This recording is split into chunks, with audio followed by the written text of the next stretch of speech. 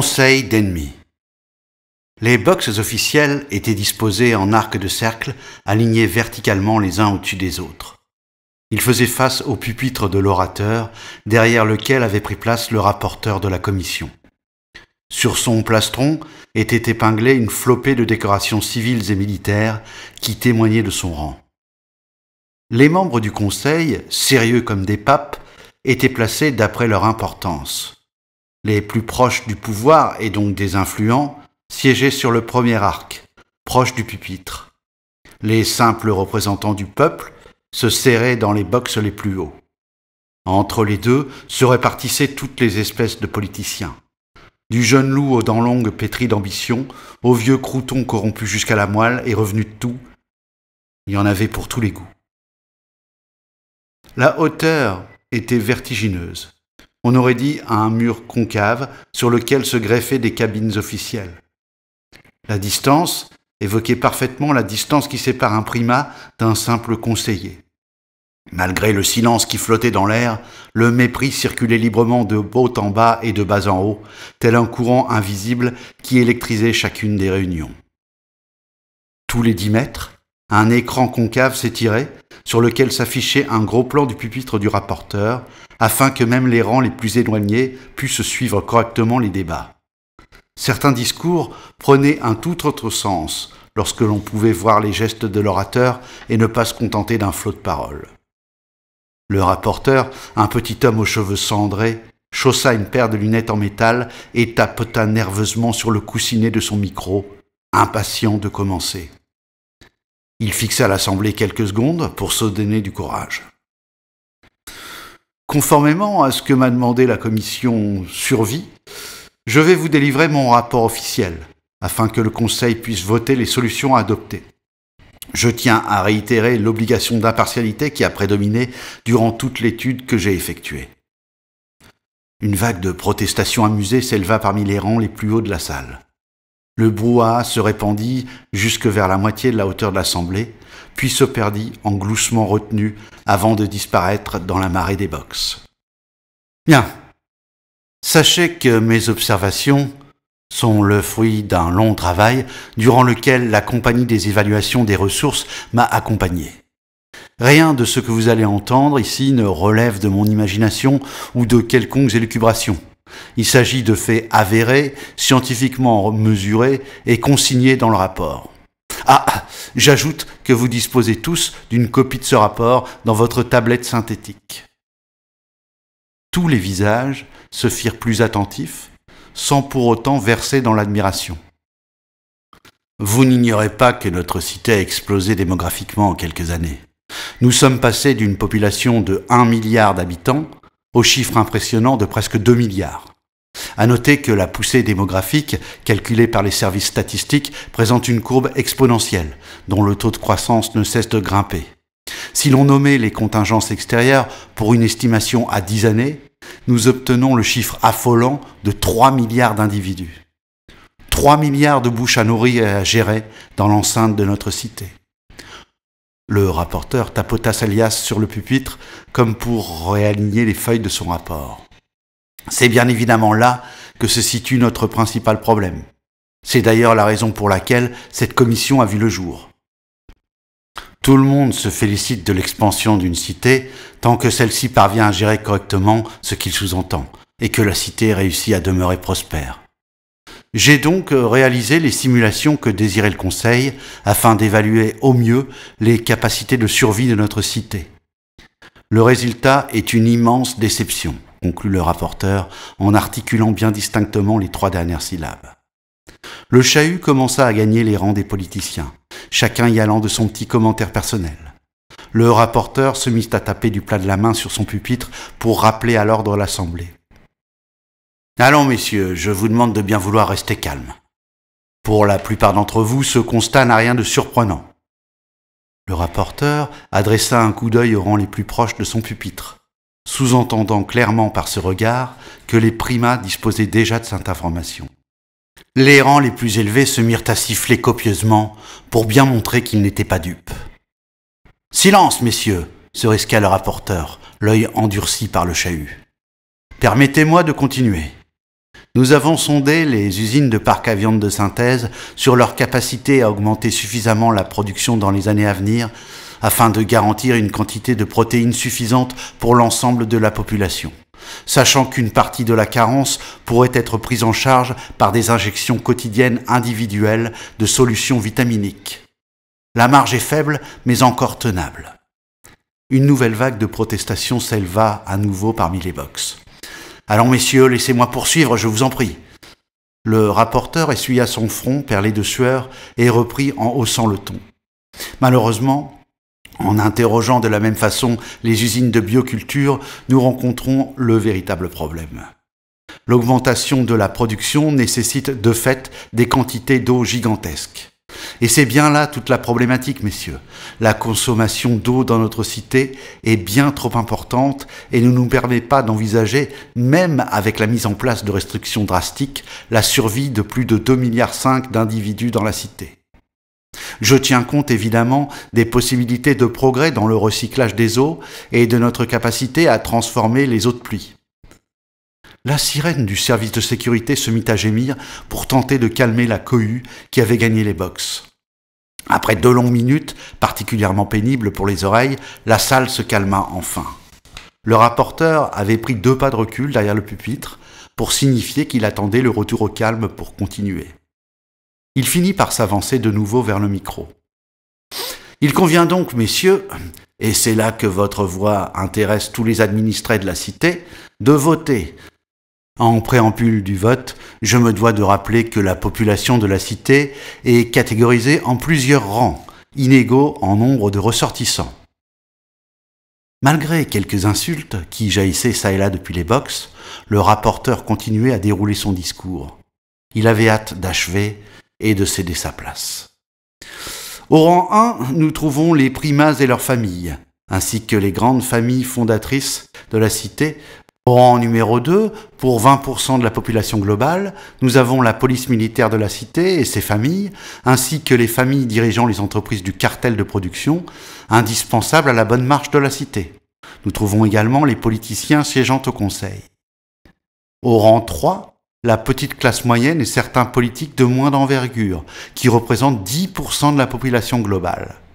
Enfin, le rang 4 comprend l'immense majorité de la population, 69%, tous les citoyens de base et les familles les plus démunies.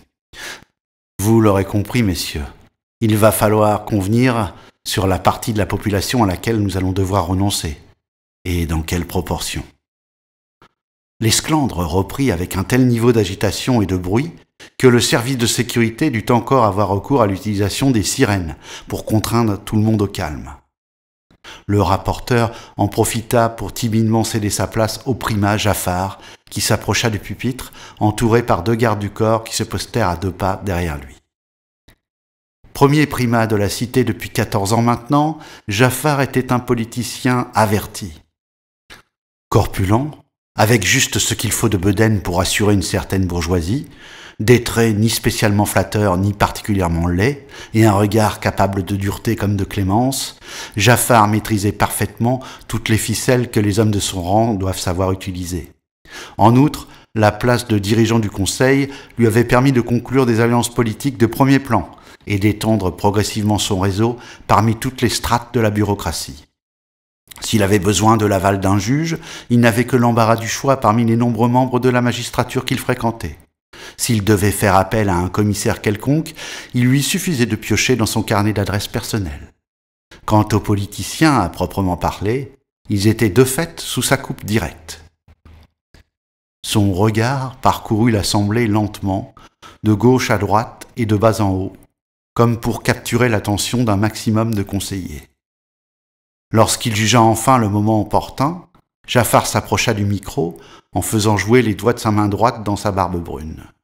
« Messieurs, en tant que premier primat et président du Conseil, il me revient de poursuivre en vous présentant les préconisations du rapport de la commission Survie, admirablement réalisé par notre ami rapporteur. » Le primat marqua une pause afin de permettre à tous de recoller à son discours. L'Assemblée conviendra avec moi, comme l'a fait avant elle la Commission, qu'il nous est interdit par la Constitution de modifier la composition de la population de rang 1. Elle représente l'essence même de la cité et participe activement à son développement et sa prospérité. De plus, il serait plus que déraisonnable d'ajouter une crise politique à la crise démographique que nous traversons. Le primat se délectait de ces instants. Il savait parfaitement qu'à des dizaines de mètres au-dessus de lui, les conseillers dans les perchoirs des représentants du peuple devaient bouillir. Mais tous se contentaient et se contiendraient durant toute la prise de parole, par crainte de son courroux, conscient que d'un simple mot, le premier primat pouvait transformer la vie de n'importe lequel d'entre eux en un véritable enfer. Même ses ennemis personnels, situés dans des sphères plus puissantes, hésitaient à s'opposer publiquement à lui, par peur des représailles. Ivre de tout ce pouvoir, Jaffar ferma les yeux un bref instant en se baladant d'un pied sur l'autre derrière le pupitre. Puis il reprit d'une voix presque douce. « L'affaire est entendue. D'autre part, si nous examinons d'un peu plus près la situation, renchérit-il en saisissant la copie du compte-rendu laissé sur le pupitre par le rapporteur, il nous faut également convenir que l'augmentation de la population nécessite plus de contrôle auprès des citoyens. Nul ne saurait envisager une cité qui verserait dans le chaos, victime d'une mauvaise administration, ou une cité qui se priverait de ses principales entreprises de production, alors que les bouches à nourrir sont chaque jour plus nombreuses. » Jetant un œil sur une courbe du rapport de la commission, Jaffar poursuivit. Il serait par conséquent inconcevable pour toute personne raisonnable de toucher à la population de rang 2. Quelques applaudissements provenant des boxes situées un peu au-dessus des primats s'animèrent brièvement, mais lorsqu'il reprit la parole, le silence revint immédiatement. « Bien, il me revient donc de vous annoncer maintenant les préconisations du rapport de la commission Survie, tels qu'ils ont été consignés dans ce document officiel. » La voix du primat s'était faite grave. Il savait qu'il approchait du point d'orgue de la séance et voulait marquer les esprits de manière à ce que le vote se déroule dans les meilleures conditions possibles. Il toussota pour retrouver un filet de voix agréable et, brandissant d'une main ferme le rapport qu'il agitait lentement pour signifier sa légitimité, il reprit. « 2 choix nous sont proposés, afin de permettre à notre cité de sortir de cette impasse et de s'assurer un futur positif. Premier choix, tous les citoyens mâles de rang 3 et 4, compris entre 18 et 60 ans, subiront une vasectomie, de sorte que ce rang de population, le moins utile à la communauté, redescende à un pourcentage acceptable et gérable par les autorités de la cité. » Jaffar marqua une pause pour être sûr que toute l'assemblée avait mesuré les implications de cette alternative. Une chape de plomb s'abattit sur le gradin, tandis que le primat jouait avec les plis de sa toge. La seconde proposition, même si elle peut paraître un peu plus extrême, entraînera un meilleur résultat et surtout ses effets seront immédiats. Il s'agit de se débarrasser d'une façon définitive du quartier 433 et de ses habitants. Comme une plainte brouillonne commençait à frémir dans la salle, le primat frappa dans ses mains pour appeler au silence. Je me dois de rappeler que ce quartier est signalé comme le plus problématique par nos services de sécurité, qui peinent à maintenir un semblant de civisme auprès de cette population, majoritairement de rang 4 et en constante rébellion contre l'ordre établi. Afin de ne pas influencer vos votes, je ne puis vous révéler mon choix personnel. J'appelle chaque conseiller à voter en son âme et conscience pour le bien de notre cité, messieurs. Je déclare le vote ouvert. À vos tablettes. Le quartier 403, surnommé par tous les citoyens le Nouveau Bronx, s'étendait sur des kilomètres le long de la zone industrielle. Parmi les entrepôts lugubres et les usines les plus polluantes, se dressait un enchevêtrement de bâtiments croulants dont les poutrelles métalliques, corrodées par l'air vicié, menaçaient de rompre à chaque instant. Dans ce cloaque fumant, jour et nuit, survivait une population très largement abandonnée par les responsables. Le prix de cette survie dans la fange se payait fortement, puisqu'à part quelques rares postes en usine, éreintants et très mal rémunérés, les seuls moyens de subsistance devaient se négocier parmi les rangs intransigeants de la mafia locale. Ce quartier déshérité rebutait tous les habitants de la cité, même les malheureux qui ne connaîtraient jamais que cet espace pour y vivre avec leur famille. Le taux de mortalité y avait grimpé en flèche depuis les dernières restrictions économiques décidées par le Conseil, l'arrêt des aides officielles et le refus des médecins de s'y rendre. Le taux de suicide était également anormalement élevé, aggravé par la misère au quotidien et le manque de perspective. Dans les hautes sphères, le primat, lorsqu'il était en comité restreint, n'hésitait pas à évoquer le quartier comme le cancer de la cité. Une partie des intellectuels éclairés en venait même à souhaiter secrètement que l'un des réservoirs à déchets toxiques en vienne à fuiter et libère les malheureux de leur calvaire pour abréger leur souffrance. Toutes ces considérations morbides avaient sans doute inspiré les rédacteurs du rapport. Le premier primat avait prononcé la dernière phrase avec emphase et un brin d'excitation. Une lumière bleutée coula depuis le plafond, baignant les politiciens dans une atmosphère étrange. Le rapporteur de la commission, qui avait regagné son box juste après son intervention, demeurait silencieux devant sa tablette synthétique. Une petite icône s'alluma dans le coin supérieur droit de son écran, lui signifiant qu'il venait de recevoir un message dans sa boîte à lettres numérique.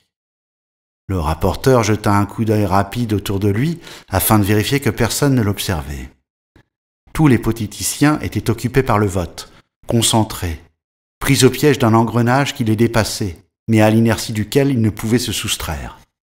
La boîte mail émit une petite sonnerie enfantine quand elle s'ouvrit.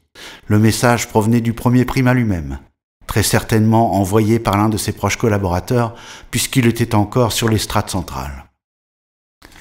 Très cher rapporteur, je tenais à vous féliciter personnellement pour l'excellent travail que vous avez accompli avec ce rapport si précieux. Il va permettre de redéfinir l'espace politique comme il se doit au sein du Conseil, et nous allons gagner un temps considérable pour prendre les bonnes décisions qui s'imposent. Qu'importe si vous avez un peu tordu le bras de la réalité. Vous savez comme moi que parfois les grands hommes doivent payer de leur personne et avoir le courage de se mouiller pour le bien de tous. En ce qui concerne ce que nous avions évoqué à la commande du rapport, soyez pleinement rassurés. J'ai parlé comme promis avec le haut-commissaire du contrôle des citoyens. Bienvenue parmi les notables de rang 2. Rappelez-moi de fêter cela quand nous aurons un moment. Bien à vous.